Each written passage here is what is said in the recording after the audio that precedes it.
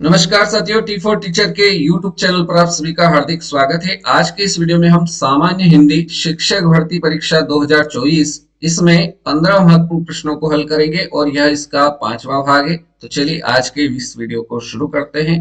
Video अगर पसंद आए तो लाइक करिएगा, अपने दोस्तों को शेयर करिएगा और अभी तक चैनल पर नए हो तो चैनल को सब्सक्राइब कर लीजिए ताकि इस प्रकार के नए वीडियो आपको मिल सके। प्रश्न संख्या 1।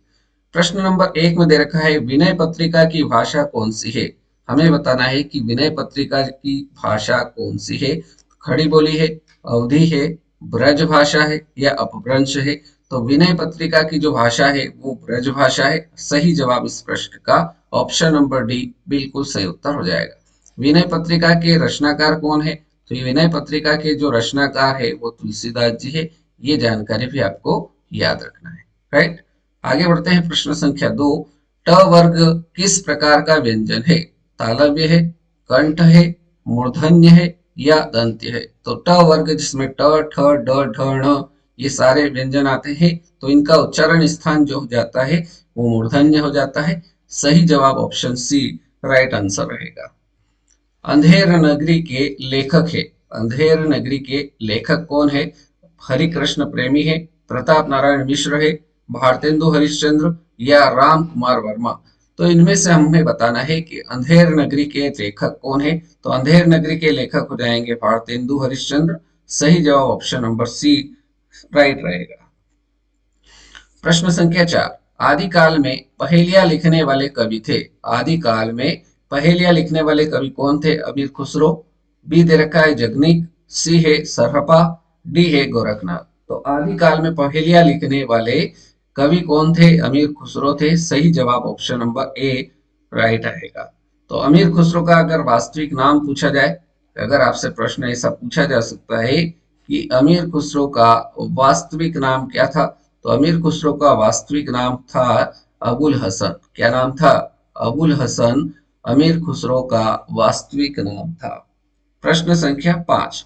पेड़ से बंदर कूदा, पेड़ से बंदर कूदा वाक्य में कौन सा कारक है? तो पेड़ से बंदर कूद गया है, अलग हो गया है पेड़ से, तो यहाँ पर जो कारक हो जाएगा वो अपादान कारक हो जाएगा। सही उत्तर ऑप्शन बी राइट रहेगा। और यहाँ पर कारक कितने हो सकते हैं? तो कारक के प्रकार आपसे पूछा जा सकता है कि कारक कितने प्रकार के होते हैं। तो कारक 8 प्रकार के होते हैं। ये जानकारी आपको याद रखना है। प्रश्न संख्या 6। श्रृंगार रस का स्थायी भाव पूछा है। श्रृंगार रस का स्थायी भाव क्या हो जाएगा? रति होगा, हास होगा, क्रोध या उत्साह। तो इनमें से श्रृंगार रस का जो स्थायी भाव हो जाएगा वो रति हो जाएगा। ऑप्शन नंबर ए सही रहेगा। प्रश्न संख्या 7। प्रश्न नंबर 7 है निम्नलिखित में तद्भव शब्द बताना है कि निम्नलिखित में तद्भव शब्द कौन सा है। अग्नि, ऑप्शन ए दे रखा है अग्नि, ये आपका तत्सम शब्द है। और अग्नि का तद्भव, इसका तद्भव क्या होगा? तो अग्नि का तद्भव होता है आग। क्या होता है? आग होता है। भ्रमर, ये भी आपका तत्सम शब्द है और इसका तद्भव रूप क्या हो जाएगा? तो इसका तद्भव हो जाएगा भंवरा। क्या हो जाएगा? भंवरा हो जाएगा तत्सम, सॉरी तद्भव। मस्तक, मस्तक भी आपका तत्सम शब्द है, इसका तद्भव क्या हो जाएगा? तो मस्तक का तद्भव हो जाएगा माथा। क्या हो जाएगा? माथा। मछली, मछली आपका तद्भव शब्द है, तो सही जवाब जो हो जाएगा वो इस प्रश्न का ऑप्शन डी हो जाएगा। और मछली का आपसे तत्सम रूप पूछा जा सकता है कि इसका तत्सम रूप क्या होगा? तो इसका तत्सम हो जाएगा मत्स्य। क्या हो जाएगा? मत्स्य हो जाएगा। राइट। प्रश्न संख्या 8। चौपाई के चौपाई छंद के प्रत्येक चरण में कितनी मात्राएं होती है? चौपाई छंद के प्रत्येक चरण में मात्राएं कितनी होती है? 16 होती है, बी दे रखा है 24 होती है, सी दे रखा है 11 होती है, डी दे रखा है 13 होती है। तो चौपाई छंद के प्रत्येक चरण में मात्राओं की जो संख्या होती है वो 16 होती है। सही जवाब इस प्रश्न का ऑप्शन ए राइट रहेगा। प्रश्न संख्या 9। तेरी बर्छी ने बड़ छीने हैं खलन के पंक्ति में कौन सा अलंकार है? तो तेरी बर्छी ने बड़ छीने हैं खलन के, इस पंक्ति में जो अलंकार हो जाएगा वो यमक अलंकार हो जाएगा। डी ऑप्शन इसका करेक्ट आंसर रहेगा। प्रश्न संख्या 10। प्रश्न नंबर 10 है हिंदी प्रदीप पत्रिका का संपादन किसने किया है? हिंदी प्रदीप पत्रिका का संपादन किसने किया है? बालकृष्ण भट्ट ने किया है, बद्री नारायण चौधरी ने किया है, प्रताप नारायण मिश्र ने किया है या भारतेंदु हरिश्चंद्र ने किया है? तो हिंदी प्रदीप पत्रिका का जो संपादन किया है वो किया है बालकृष्ण भट्ट ने। सही जवाब इस प्रश्न का option number A correct answer हो जाएगा। और हिंदी प्रदीप पत्रिका कब प्रकाशित हुई थी? तो हिंदी प्रदीप पत्रिका जो प्रकाशित हुई थी वो 1877 में प्रकाशित हुई थी। और यह एक मासिक पत्रिका है। कैसे पत्रिका है? यह मासिक पत्रिका है। ये जानकारी आपको याद रखना है। राइट, चलिए आगे बढ़ते हैं प्रश्न संख्या 11 की ओर।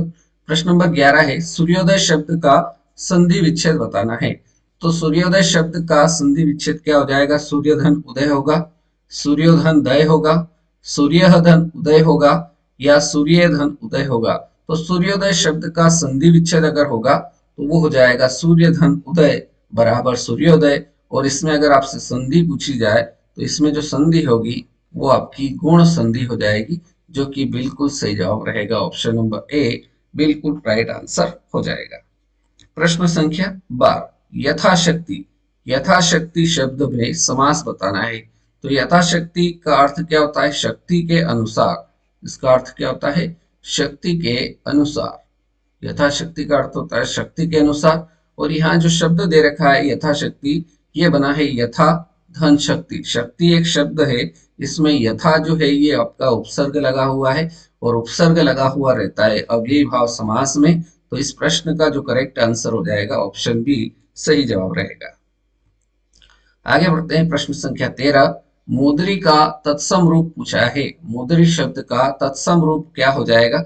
मुंदरी होगा, मुश्री होगा, मुद्रिका होगा या मुद्रिका होगा। तो मुद्री का जो तत्सम रूप होगा वो मुद्रिका हो जाएगा। डी ऑप्शन आपका करेक्ट आंसर रहेगा। नेक्स्ट क्वेश्चन, क्वेश्चन नंबर 14 इनमें कौन सा शब्द तद्भव है? तद्भव शब्द बताना है कि इनमें से चारों विकल्प में से कौन सा शब्द आपका तद्भव है। भ्रमर, भ्रमर ये आपका कैसा शब्द है? तत्सम है।